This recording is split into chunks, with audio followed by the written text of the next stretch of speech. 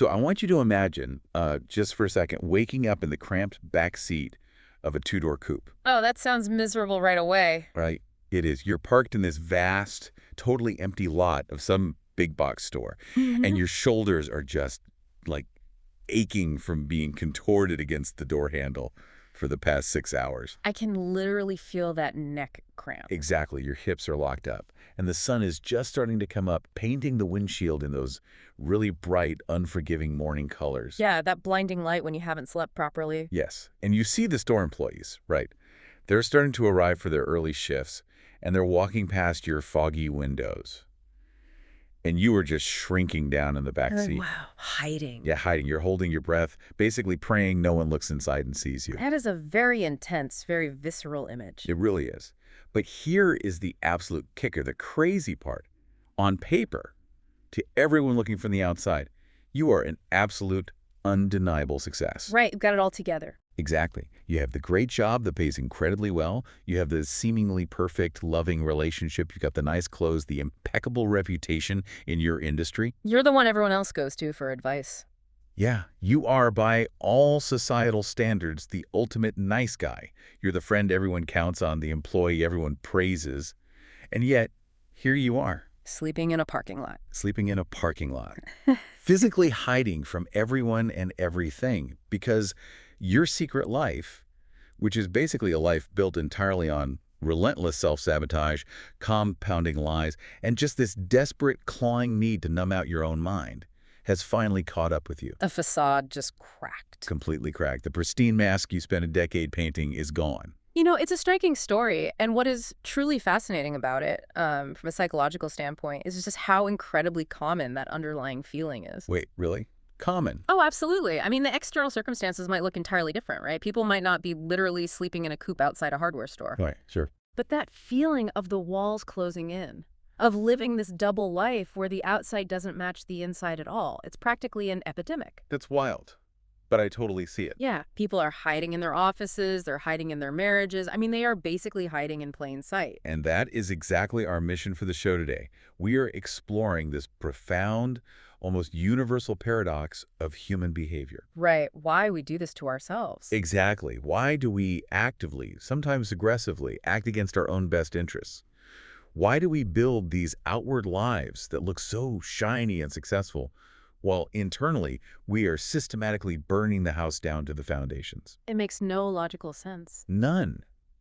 And maybe even more importantly, why do we stay stuck?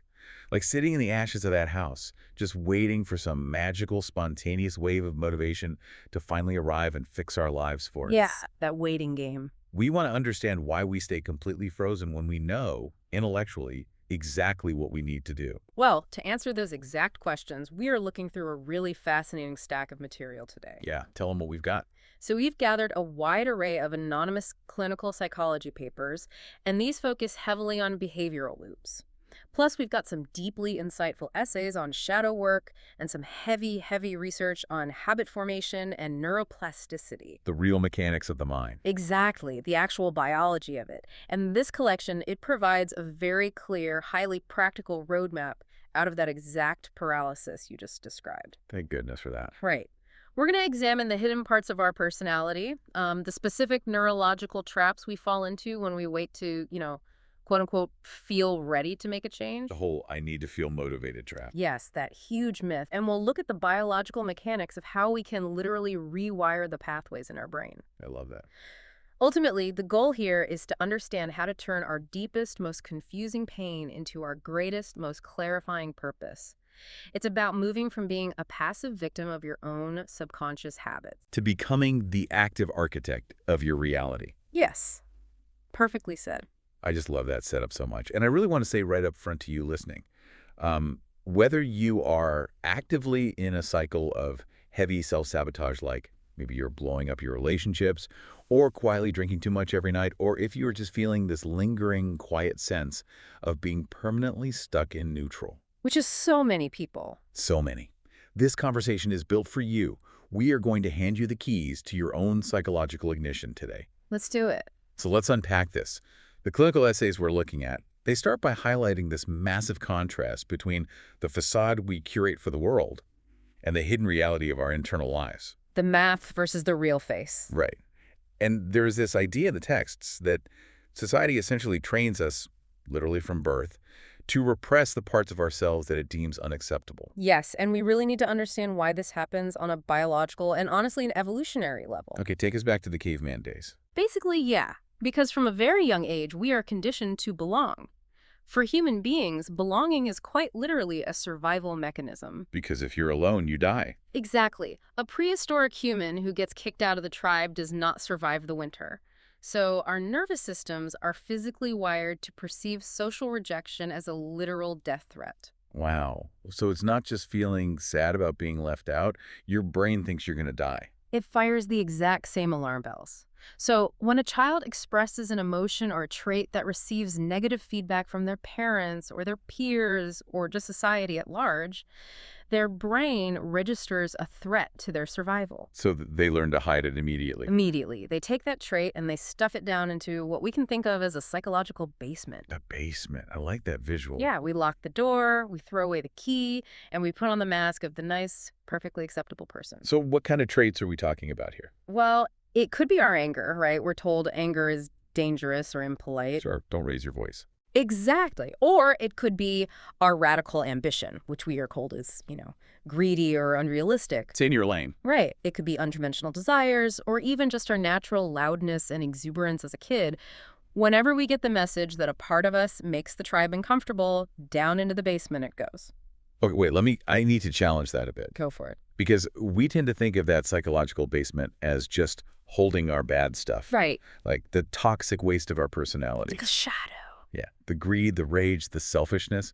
And frankly, society probably functions a lot better if we all keep our rage locked in the basement. That's the common assumption, yes. Right. So why is this repression inherently a problem? Like, if I lock away the parts of me that make other people miserable, haven't I just become a better person? It's a very logical assumption to make, but it completely ignores how the brain's emotional processing actually works. Okay, how so? The brain, especially in childhood when these basements were originally constructed, does not have a highly nuanced sorting system. It operates in broad strokes. So it's not carefully siling things away. Not at all. It's using a snowplow. When we indiscriminately throw things into that basement just to avoid rejection, we don't just throw away the socially awkward or aggressive parts of ourselves. What else goes down there? We also throw away our highest untapped potential. Wait, what do you mean? My highest potential is locked in the exact same basement as my deepest shame. Yes. That feels like a massive design flaw in human psychology. It feels like it, right? But it's less a design flaw and more a tragic byproduct of efficiency. Think about the raw energy required to express anger. Okay, it's intense. It's very intense, it's boundary pushing, it's forceful. Now, think about the raw energy required to stand up for yourself against an unjust boss. Oh, I see. Or the energy required to pursue a wildly creative, disruptive business idea. It's the exact same energy. It is the exact same raw, assertive, aggressive energy frequency. Wow. So when you suppress that energetic frequency because you were told your childhood anger was bad, you simultaneously suppress your raw creativity. You suppress your assertiveness. You suppress your ability to set firm boundaries. Because standing up for yourself requires a willingness to cause conflict. Exactly. And if you have locked away your capacity for conflict just to be the agreeable chameleon, you have actually severed yourself from your own true vitality. You cut off your intuition entirely. You become tame. You become predictable, and ultimately you become deeply disconnected from your own internal compass. I am trying to visualize this. It's almost like, okay, imagine building a house. Okay, I'm with you. And you decide you just really don't like the look of the electrical wiring. It's messy, it's dangerous, it sparks sometimes. Right, it's not pretty. Exactly. So you just rip it all out and throw it in the cellar. And sure, the living room looks much cleaner now. It's perfectly pristine for guests. But you've completely cut the power to the entire house. That's brilliantly put. You are sitting in the dark just to look tidy. You are living in the dark, without power, just maintaining a pristine aesthetic. And that brings us right back to the narrative of the person sleeping in the coop. Right. Our nice guy in the parking lot. Yes. He spent an entire decade being that perfectly wired, aesthetically pleasing chameleon. He molded himself to whatever his boss wanted, whatever his partner wanted. Whatever his friends expected of him. He avoided all conflict. He was universally liked by everyone he met. But internally. Internally, he was completely hollow. And because all of that raw, suppressed electrical energy, the ambition, the frustration, the unmet needs, because it had to go somewhere, it started escaping through the cracks in the walls. Right, because you can't actually destroy that energy. Exactly. It is a fundamental law of psychological physics, essentially. Energy cannot be destroyed. It can only be displaced or transformed. It has to go somewhere. It has to. If you do not give your raw internal energy a conscious, constructive outlet like, say, setting a boundary or having a difficult conversation or creating art, it will absolutely find an unconscious, destructive outlet. So the self-sabotage, the lying, the reckless behavior that landed him in that parking lot, that wasn't a sign that he was inherently a bad, malicious person. Not at all. It was his internal system malfunctioning under the immense cognitive pressure of way too much suppression. The unacceptable parts of him were demanding to be seen. They were demanding to burn off that stored energy. And because he wouldn't let them drive the car in the daylight, they basically took the wheel in the dark. Man, it's the pressure cooker effect. Oh, absolutely. Like if you clamp down the lid and you seal off all the steam valves just to make the pot look nice and quiet sitting on the stove, the heat underneath doesn't magically stop. No, the fire is still burning. The heat is your life force. So the pressure just builds and builds until the metal fatigue gives way. Eventually, it is going to blow the lid off in the most destructive, catastrophic way possible. It won't just let off a little steam. No, it will take out the entire kitchen. Precisely. And this leads us to explore the day-to-day mechanics of that suppression. If we are hiding all this energy in the basement, right? Yeah. If we are desperately, constantly sitting on the lid of this pressure cooker with all of our body weight, what happens to our daily functioning? How do we even navigate a Tuesday at the office? Exactly.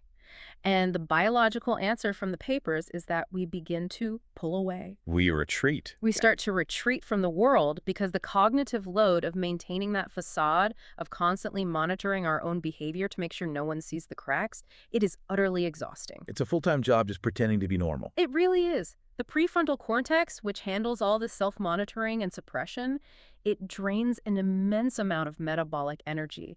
We literally get too tired to interact with people. And that exhaustion and retreat, that brings us to a really critical psychological concept explored in these papers. It's called the law of isolation. Yes, very important concept. The research states, incredibly bluntly, that isolation makes a person emotionally and psychologically impotent. It's a strong word to use. It is, and it uses that word specifically, impotent, because isolation completely severs you from the ecosystems, the networks, and the relationships where you could actually have influence. Where you could be effective. Exactly. And where you could receive genuine regulating support. To understand the true severity of this, we really have to look at how the human nervous system regulates itself. Okay, lay it on us. We are a tribal species, right? Meaning our brains use the micro-expressions, the vocal tones, and the physical presence of other humans to gauge our own safety. That's called co-regulation, right? Yes, co-regulation. When you withdraw from the world, when you stop communicating honestly with your partner, or you stop collaborating with your peers, or you hide your struggles from your friends, you completely lose that co-regulation. You're flying blind. You really are. The psychological formula presented in the material here is devastatingly simple. Isolation equals amplification. Isolation equals amplification. I need to write that down. It's huge. When you isolate, you are left entirely alone with your own unedited thoughts. You are trapped in an echo chamber with your own fears, your own negative feedback loops, and your own totally unhelpful coping mechanisms. Because there is no external friction. None. There is nobody there to say, hey, I think you're overreacting, or that thought isn't entirely true, or even just to give you a hug and physically lower your cortisol levels. Exactly. We rely on that social friction and connection to anchor our sense of reality. When you remove that connection, your amygdala, which is the brain's threat detection center, it loses its frame of reference completely. So it just starts panicking. It starts treating every single thought as a five-alarm fire. Give me an example of how that plays out. Okay, so a small, totally manageable worry about a delayed project at work. If you're talking to people about it, it stays small, but when isolated, it becomes a catastrophic certainty that you are going to be fired, blacklisted from the entire industry, and end up completely destitute. Wow. It just spirals instantly. Instantly. Or take a minor passing disagreement with a spouse. When it's met with days of isolation, it mutates into this absolute, unshakable conviction that the relationship is fundamentally toxic and doomed. The isolation acts as a neurological magnifying glass for every single insecurity you have ever harbored. A magnifying glass, yes. Exactly. Okay, wait, I want to pause here and make a very clear distinction, because I can hear the introverts screaming at their audio players right now. I know. It sounds like an attack on introverts, but it's not. Right. What about people who genuinely need to disconnect to heal? Like, if I have a terrible day at work and I just want to sit in my quiet living room and read a book for 3 hours to recharge, is that this isolation trap? It's a great question. How do we differentiate between healthy detachment and dangerous isolation? That is a vital distinction, and thankfully, the clinical research separates them very clearly. There is a massive, measurable neurological difference between isolation and solitude. Okay, break that down for me. Solitude is a conscious, connected, and restorative state. Restores? Yes. It is a deliberate choice to step back from the noise and demands of the world specifically to replenish your energy. You do it to process your emotions and to actually hear your own thoughts clearly. So you're not hiding. No, not at all. When you are in solitude, your nervous system feels safe. You remain emotionally open. You are just temporarily changing your environment to lower the sensory input. Okay, and isolation. Isolation, on the other hand, is a defensive, fear-based posture. It is a reaction driven entirely by shame or a perception of threat. You're running away. Yes. Yeah.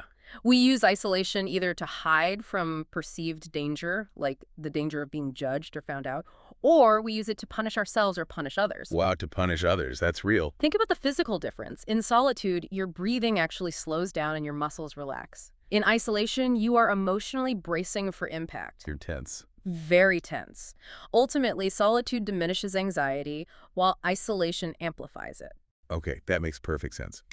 So let's look at the everyday practical examples of this, because this is where the rubber really meets the road for most people. Right. It's not always dramatic. No, isolation isn't just about moving to an off-grid cabin in the woods and cutting off all contact with humanity.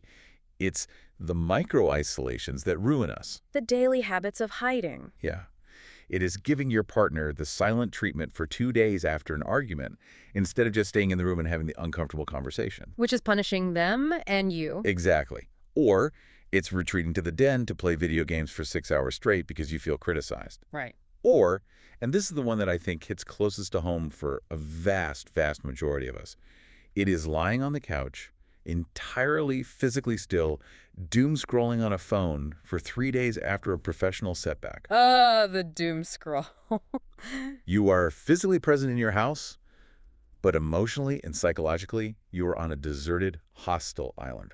And that digital isolation is particularly insidious because it actually tricks the brain. Well, you are consuming massive amounts of social information, right? So your brain kind of feels like connection is happening, but there is zero actual co-regulation happening. Because it's a one-way street. Exactly. You are just passively absorbing noise while your internal anxiety secretly compounds in the background. That's terrifying. It is. So what stands out to you listening to this right now? I want the listener to consider their own immediate visceral reaction to conflict in a relationship or a sudden failure at work. When the pressure hits. Yes. When the pressure hits, what does your nervous system tell your body to do? Do you lean in? Do you seek connection, ask for help, or communicate your vulnerability? Or do you retreat? Right. Do you physically and emotionally retreat? Do you pull up the drawbridge? Because the moment you pull up that drawbridge, the law of isolation takes full effect. And the amplification begins. And whatever negative emotion you are feeling is about to get a massive dose of cortisol and adrenaline. Which perfectly sets the stage for the next phase of this behavioral loop we're looking at. The inevitable next step. Because when that isolation amplifies our negative thoughts to a deafening volume, when the anxiety is literally screaming in our ears, Human beings cannot just sit in that agony indefinitely. No, we aren't built to sustain that level of internal distress. We'd break. We would. So the immediate biological reaction is to seek a chemical intervention. We want to numb out. We need the escape valve. Exactly. When the anxiety gets monstrous, we turn to excessive screen time, we turn to alcohol, we turn to binge eating, or endless, mindless distractions. We basically just want to find the volume knob in our brain and rip it off the console. Yes, and here's where the research points out a massive, highly consequential paradigm shift in how we view these numbing behaviors. This part changed my whole perspective. It's huge. Culturally, we tend to judge ourselves incredibly harshly for numbing out. Oh, the shame is immense. We believe it means we are lazy or morally weak or emotionally empty. We think we are just void of character. We think we're broken. Right. But the clinical reality presented here is the exact opposite. The opposite. We do not numb out because we are emotionally empty. We numb out because we are emotionally full. Full. Wow. We have reached our absolute biological limit of stress or of boredom or unexpressed grief, repressed anger, or just ambient anxiety. The cup is overflowing. The internal system is totally overloaded, the circuits are sparking, and the brain desperately demands an escape valve to prevent a total psychological collapse. So it forces you to numb out to save you. Exactly. Numbing isn't a sign of weakness. It is a crude emergency survival mechanism. This reframes the entire concept of psychological pain. It really does. It's like we treat emotional pain as a psychological autoimmune disease, right? That's a great way to put it. Where the body is just randomly attacking itself for no reason, and the only solution is to suppress the immune system. We treat it like a faulty check engine light on the dashboard of our car. Yes, the check engine light. The light comes on, it is annoying, makes us anxious because we don't know what it means. So what do? We just take a piece of black electrical tape and stick it right over the light. Out of sight, out of mind. Exactly. Right. We have 3 drinks, we scroll social media for 4 hours, we buy something online we don't need, tape applied, light covered, problem solved. But of course, the engine is still failing. Right.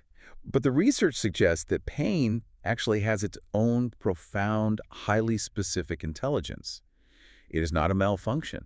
It is a highly accurate diagnostic tool. It is pointing exactly to the problem. Yes, it's pointing exactly to the areas in our lives where we lack capability, where we lack boundaries, or where we are completely out of alignment with our true nature. The tape on the dashboard is a brilliant way to visualize it. The pain is not the enemy. The pain is the messenger trying to save the engine. So how does this apply to self-sabotage? Because that's the part that always confuses me. Let's look at it. We usually view self-sabotage as this bizarre lack of willpower, right? A frustrating inability to just do the things we say we want to do. Like we're just getting in our own way for fun. Right. But if we examine the cognitive mechanisms, self-sabotage is actually the intelligence of our pain working in direct protective opposition to our conscious goals. Protective opposition. Give me a concrete example of that. Okay, let's say you consciously want a major promotion at work. You've been talking about it for months. Okay, I want the big job. But deep down in that psychological basement we talked about, you have severe unaddressed imposter syndrome, and you have zero ability to set boundaries, which means you already work 60 hours a week and you feel completely exhausted. I'm already maxed out. You're maxed out. Your subconscious mind knows that if you get that promotion, the extra responsibility will completely crush you. Oh, wow. It knows I can't handle it. It knows. So what happens? Your pain, that deep, intelligent fear of being crushed, steps in to protect you. By sabotaging me. Yes. It makes you procrastinate on the big presentation. It makes you magically forget a crucial deadline. It makes you snap at the boss during a meeting. It essentially ensures I don't get the job. It successfully sabotages the promotion, specifically to protect you from the perceived threat of total burnout. The pain is demanding your attention. It is saying, we are not structurally equipped for this yet. Stop accelerating. Okay. My mind is slightly blown by that. It changes everything, doesn't it? It really does. So if self-sabotage is actually a misguided bodyguard, and if we stop fighting the pain and trying to tape over the check engine light, how do we actually read the diagnostic codes? How do we use it? The only way forward is to remove the tape, sit with the deep discomfort of the flashing light, and ask direct, analytical questions. What kind of questions? Instead of saying, why am I so broken, or why do I always ruin things, You ask, what is this pain trying to teach me right now? Okay, getting curious instead of judgmental. Exactly. What specific skill is this anxiety asking me to develop? What structural boundary is this resentment begging me to enforce? Give me some examples of what the pain translates to. Sure, if the chronic pain you feel is loneliness, even when you're surrounded by people, it might be the intelligence of your system asking you to develop the skill of authentic vulnerability. Because you're hiding behind the mask. Exactly. Or if the pain is a simmering daily resentment toward your family or your coworkers, it is almost certainly the intelligence of your system asking you to develop the ability to say no without apologizing. Man, I am fully tracking with this. Understanding that our pain is a messenger, not a monster, is a huge first step. I mean, it reduces the shame immediately. That's the first goal, reducing the shame. But practically speaking, I have to play devil's advocate here. Please do. How do we actually move forward with this information? Because when you are in that isolated, numbed out, emotionally overflowing state, you feel completely biologically devoid of the energy required to make a change. Oh, absolutely. The tank feels empty. Right. Even if you understand the source of your pain, even if you know, okay, I need to learn to say no, the idea of getting off the couch and doing the work feels like trying to climb a mountain in a lead suit. It feels impossible. And this brings us to one of the most fascinating sections in the research, the great myth of motivation. This is exactly where the theoretical psychology meets the literal pavement.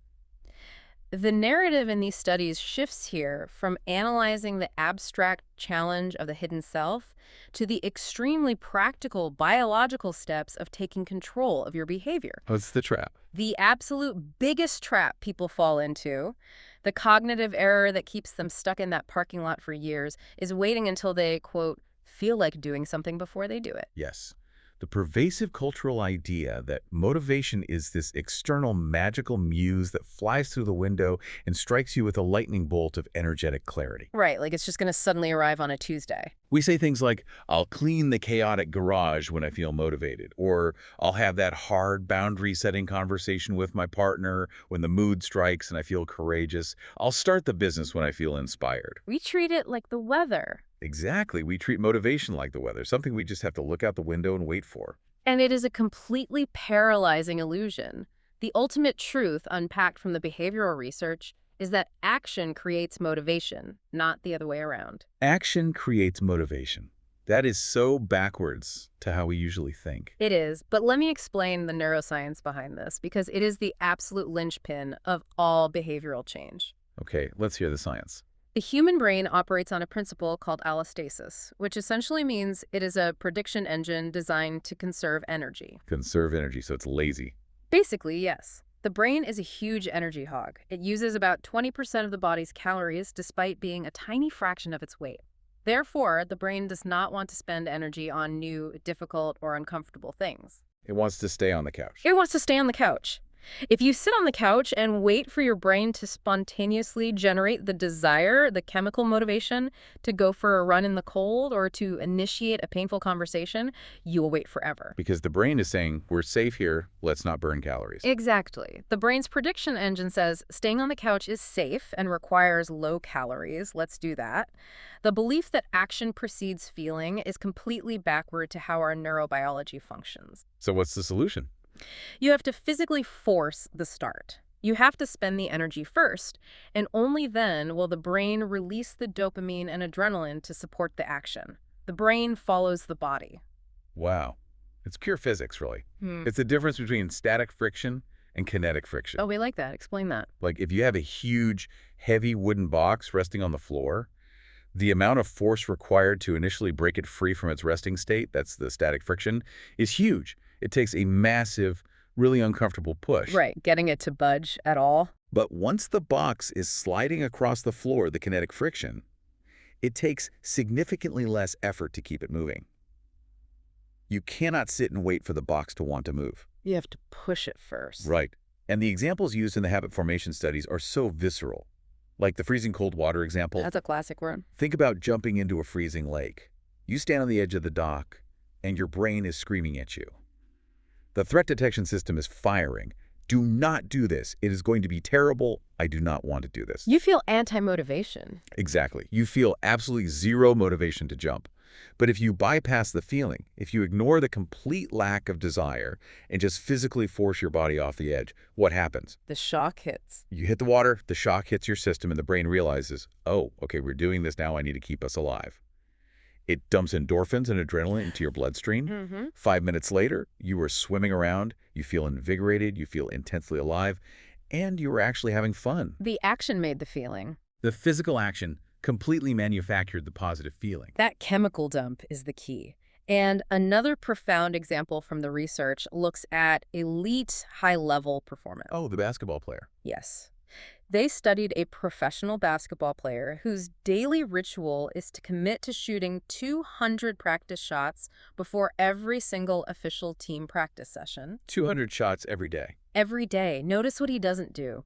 He doesn't step onto the court, take 10 shots, pause, and evaluate his internal emotional state. Right. He doesn't hold a committee meeting with his feelings and ask, am I feeling it today? Am I inspired? Is the muse with me? Do my arms feel like shooting today? Exactly. He acts first. He relies on a physical ritual. The repetitive physical action of shooting the first 50 shots forces the brain to engage with the task. The physical movement creates the momentum, the focus, and ultimately the motivation for the rest of the practice. The ritual overrides the mood. The ritual entirely overrides the mood. It's exactly like trying to start a fire in the wilderness. Yeah. You cannot sit in front of a pile of cold logs and wait for the wood to get hot on its own. You can't say, I'll enjoy the warmth once the logs decide they feel like igniting. That would be absurd. Right. You have to create friction, you have to strike the match, and physically hold the flame to the kindling. Only fire starts fire. Action is the match. That is a perfect encapsulation. And so we challenge you, the listener, to aggressively audit your own life right now. Look at the tasks you have been putting off for weeks, months, or even years. We all have them. The hard conversation, the career pivot, the health regimen. What would happen if you permanently abandoned the idea that you need to desire the task before you start it? What if you just moved? Right. What if you stopped waiting for the mood to strike and instead you just established a simple, undeniable physical ritual to begin the process, knowing with absolute neurological certainty that the motivation will only arrive after you are 5 minutes into the work? That is so powerful. Okay, but let's say I accept that premise. I strike the match, I jump in the freezing water, I take the first step. To sustain that action over the long haul, week after week, we have to change the way we think, right? You do. Because relying purely on forced white-knuckle action every single day is exhausting. It's a recipe for burnout. It is unsustainable. Right. The clinical studies point out that even if you start, motivation is routinely assassinated by pessimistic thinking. The silent killer. Pessimism operates like a corrupted malware program running silently in the background of a computer, quietly draining the RAM and the battery until the whole system crashes. Yes, to sustain momentum without burning out, you have to actively reprogram that biocomputer. And the cognitive research introduces a fascinating, highly specific definition of the pessimistic thinker. This surprised me. It doesn't define a pessimist as someone who is inherently gloomy or sad or depressed. Like Eeyore. Right, not just someone walking around with a rain cloud. It defines a pessimist fundamentally as someone who quits thinking too soon. Quits thinking too soon. Explain the cognitive science behind that. Well, when a person encounters a complex problem or a massive task, the brain has to process a huge amount of visual and conceptual data. For a pessimist, the amygdala fires up, registers the complexity as a threat, and immediately engages in all-or-nothing catastrophic thinking. Just to escape the task. Yes, to escape the discomfort. They hit a cognitive wall, and instead of looking for a ladder or a sledgehammer or a way around, they declare the wall impassable and shut down the executive functioning process entirely. They literally stop the cognitive act of problem solving. The messy garage example from the behavioral studies nails this perfectly. Walk us through it. Okay, imagine a pessimist wakes up on a Saturday, decides they want to be productive, walks out and opens the garage door. Okay. They look inside and see boxes everywhere, old paint cans, bikes tangled together, holiday decorations spilling out, absolute overwhelming chaos. We've all seen a garage like that. Yes. So the pessimist's visual cortex takes in all that data, hands it to the amygdala, and the brain screams, threat, overload. Too much data. The pessimist looks at it, says out loud, this is impossible. No human being could clean this disaster in a single day. And they slam the door. They quit. They go back inside and turn on the TV. They quit thinking. The cognitive process completely stopped at the initial moment of overwhelm. Right. But an optimist, someone with a different background program running, looks at the exact same chaotic mess. They don't magically hallucinate a clean garage. They still see the mess? They see the exact same reality, the exact same chaos. Yeah. But they don't let the amygdala shut down the system. They keep thinking. They push through the initial shock. They push past the initial wave of overwhelm, engage their prefrontal cortex, and say, okay, I can't do the whole thing today. That's true, but I can clear that 1 3-foot corner by the door in 20 minutes. Exactly. The optimist fragments the overwhelming reality into manageable, bite-sized actions. They keep the cognitive engine running. So if you're the first person, if you have spent your whole life being the person who slams the garage door, how do you change? That's the million-dollar question. How do you rewrite the software? The neuroplasticity research provides a highly tangible strategy. You have to learn to actively, aggressively debate your own negative thoughts. Debate yourself. Yes, human beings are naturally gifted debaters when we are arguing with other people. If someone tells us we can't do something, we often bristle, our ego flares up, and we immediately find a dozen reasons why we can. Right. Watch me. We need to turn that combative, argumentative energy inward. You must learn to be the opposing counsel to your own internal pessimist. I love that. Opposing counsel. When the automatic thought arises that says, this is impossible, I'm going to fail, you must consciously, deliberately argue the counterpoint. You must actively build a logical case for what is possible, no matter how small. I love the idea of putting my own brain on trial, but man, it feels incredibly awkward at first. Oh, it feels completely unnatural. When you first start trying to think positively after a lifetime of cynicism, you feel like you're lying to yourself. The analogy that works best for me here is bouncing a basketball. Okay, let's hear it. If you have spent your entire life bouncing a basketball with your right hand, meaning you've spent decades bouncing pessimistic, all-or-nothing, catastrophic thoughts, your right hand is incredibly strong and coordinated. You don't even have to think about it. Right, the habit is entirely effortless. You don't even have to look at the ball. Now, someone tells you to switch and bounce the ball with your left hand, the optimistic, possibility-focused problem-solving hand. Then what happens? The first time you do it, it feels terrible. It feels clunky, fake, weak, and totally uncoordinated. You bounce it off your foot, you lose the ball, you feel like a massive fraud. And that feeling of awkwardness, that fraudulent feeling, is exactly where 99% of people quit and go back to the right hand. They say, this isn't me. Right. They say, see, optimism just isn't who I am. I'm just a realist. But this is where understanding neuroplasticity is a superpower. It is vital to recognize that pessimism is not a fixed personality trait inscribed in your DNA. It is merely a dominant habit. It's just muscle memory. It is a well-worn neural pathway. There is a principle in neuroscience called Hebb's law. Neurons that fire together wire together. Every time you slam the garage door, you thicken the pessimistic neural pathway. You made it easier to quit next time. Precisely. No. But with repetition, with constantly forcing yourself to debate the negative thought and clunkily bounce the ball with the left hand, the biocomputer actually rewires itself. Physically changes. You start to prune away the old pessimistic synaptic connections and build new optimistic ones. The physical structure of your brain changes. Over time, building the case for the possible becomes the new default, effortless right hand. Wow. So as we were taking this action, as we were debating our inner pessimist and literally rewiring the physical pathways in our brains, we are inevitably going to hit a wall. Oh, resistance is guaranteed. Right. The work is going to feel hard. We are going to fail at something. And here's where the research takes a really fascinating pivot. Instead of viewing that resistance or failure as a red light, a cosmic sign that we were on the wrong path and should stop and turn around, we have to view resistance as the exact, specific location of our growth. This shift requires a profound change in our internal vocabulary. Vocabulary. Yes, because cognitive science shows us that language literally shapes our psychological reality. The words you use dictate how your body responds to stress. Okay, explain that. If we associate words like willpower, discipline, or effort strictly with concepts of punishment, deprivation, and self-denial, our subconscious mind will actively, relentlessly avoid them. Because nobody wants to be punished. We are biologically wired to avoid pain and punishment. If you think discipline means punishing yourself for being lazy, you will always eventually rebel against your own discipline because the brain wants to escape punishment.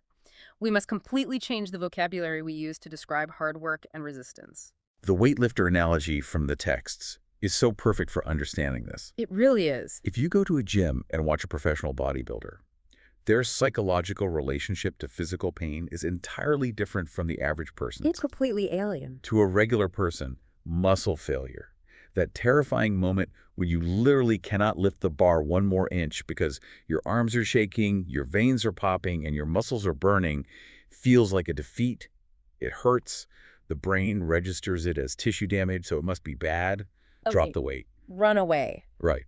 But to the elite bodybuilder, muscle failure isn't the defeat. It is the entire goal of the workout. It's what they came for. They don't call it pain. They don't call it punishment. They call it the burn. And they actively, joyfully chase it. You hear them in the gym yelling things like, roast them! Yeah, they get hyped about it. They have taken an experience that is biologically painful and, through language and cognitive reframing, turned it into a highly positive, empowering indicator of success. Because the burn means growth. Exactly. The burn means the muscle is tearing so it can grow back stronger. It's building cognitive calluses. It is a brilliant psychological hack.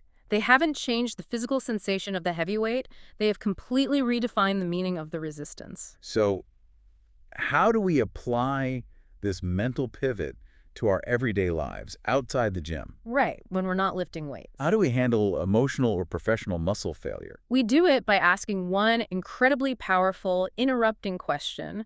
When we are faced with a setback, when we feel the brunt of resistance, the question is simply, how can I use this? How can I use this? That's it. It completely stops the downward spiral in its tracks. It absolutely does, because it shifts the brain's operating system. Yeah. Let's say you get passed over for a major promotion, or a client harshly rejects a proposal you spent weeks on. A real gut punch. The default pessimistic response, the right hand bouncing the ball, is to ruminate.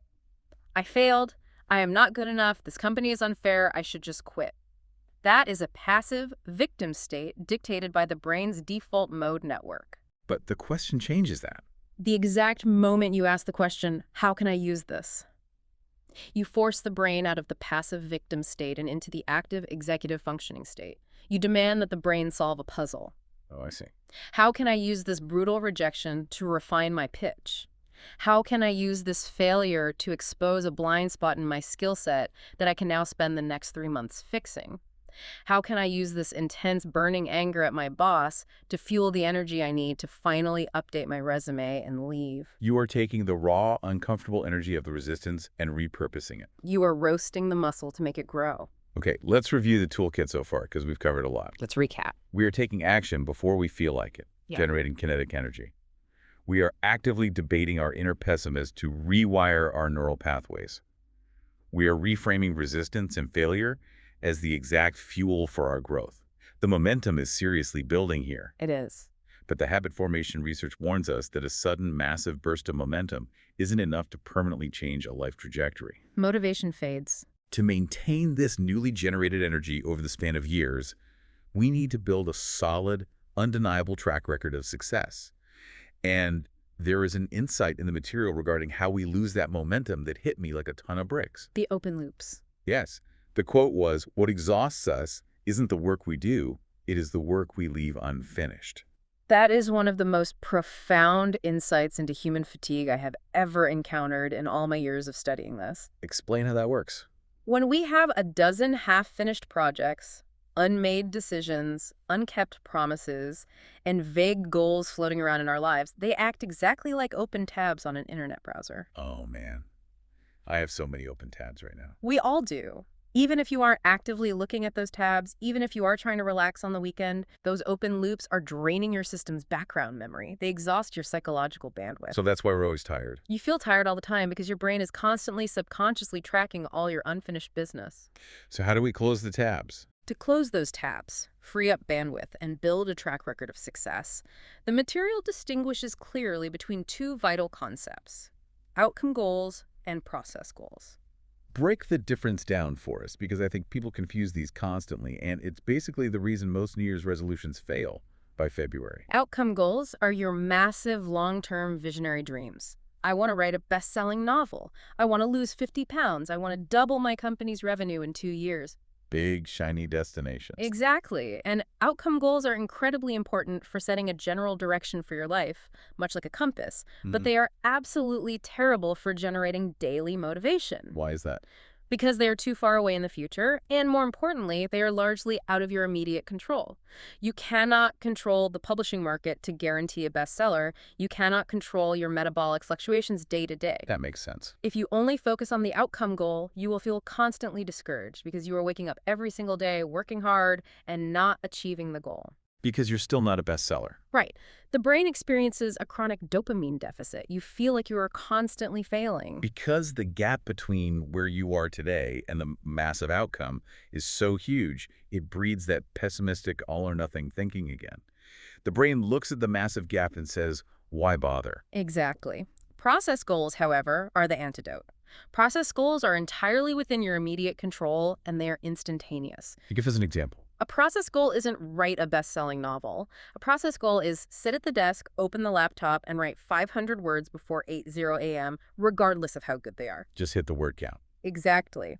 It is drawing 4 empty boxes on a piece of sticky note, making 4 specific sales phone calls before lunch, and physically taking a pen and checking off those boxes one by one. I love checking boxes. We all do. Achieving these small, highly specific process goals provides your brain with constant, reliable micro-hits of dopamine. It closes the open tabs. Every time you check a box, you are proving to your subconscious mind that you are someone who does exactly what they say they are going to do. You're building evidence. Over time, these process goals build an immense, unshakable foundation of self-trust. And building that ultimate self-trust leads to what is arguably the most intimidating, paradoxical challenge presented in this entire stack of research. Oh, the final test. We have spent this whole conversation talking about action, taking action, checking boxes, doing the work, generating friction. Go, go, go. But the final essays argue that to find your truest, most authentic, motivation-like, the true compass heading for your outcome goals, you actually have to stop everything. Full stop. It challenges the listener to go into a room entirely alone. No phone, no television, no endless content, no audio recordings, no books. Sit quietly and just wait. It sounds so simple, but it's agonizing. Let the absolute crushing weight of boredom wash over you. Let the anxiety of not being productive spike to its peak, and just sit through the discomfort until your true internal voice finally speaks up. It is a terrifying proposition for the modern overstimulated mind. It is essentially a dopamine fast. Terrifying is the right word.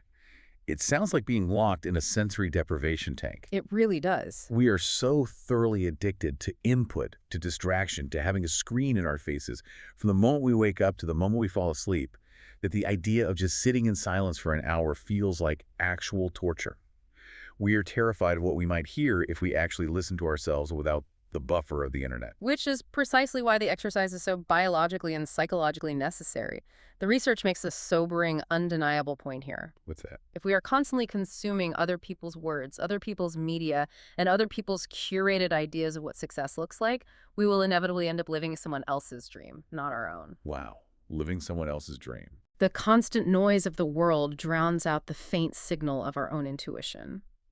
If you want to know what you actually care about, what your unique purpose is, you have to starve the distraction. You have to lower the noise floor until your true voice is the only thing left in the room. You have to endure the agonizing boredom to reach the clarity on the other side. That is heavy, but so profoundly necessary. It's the only way to find your own true north. If we zoom out and bring this entire conversation full circle, the journey we have been mapping out today, the journey from being that person sleeping in the cramped backseat of a car, hiding behind a curated, exhausted facade, numbing out the pain just to survive the day, to becoming an active, motivated, self-trusting creator of your own reality. It is not about becoming a fundamentally different person. No, and that is the most beautiful realization in all of this. It is not an acquisition of a new personality. It's not adding something new. Exactly. It is a subtraction of the noise. It is about stripping away the years of societal and self-imposed suppression. It is about finally walking down the stairs, opening the door to that psychological basement, and realizing that the things you locked away, your deep pain, your fierce anger, your shadows, the intense resistance you feel, they were never your enemies. They were just energy. They were just unrefined fuel. They are the exact raw materials required to build your legacy. And for you listening, The incredible liberating news is that you do not have to figure out if you have what it takes based on the resume of who you have been up to this point. The past doesn't matter. The past track record does not dictate the future because your identity is not fixed in stone. Your identity is highly neuroplastic. It is shaped entirely by the small, process-driven actions you choose to take today.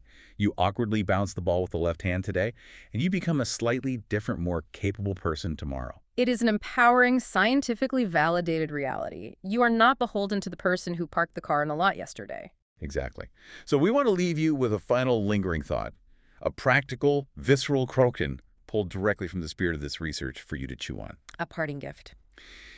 If you are listening to this and you feel completely hopelessly stuck right now, do not try to figure out what your grand, glorious outcome goal is. Don't ask yourself what you want. That's way too much pressure. Too big. Instead, ask yourself this. What do you absolutely, terrified to your core, do not want your life to look like in 5 years? Picture the absolute worst-case scenario of staying exactly where you are, doing exactly what you are doing right now. Feel that dark energy, that dread, rise up in your chest. Let it be real. Let it burn. Use the burn. Now, using that exact raw energy of resistance, what is the very first, smallest physical action you can take right now to move just 1 inch in the opposite direction?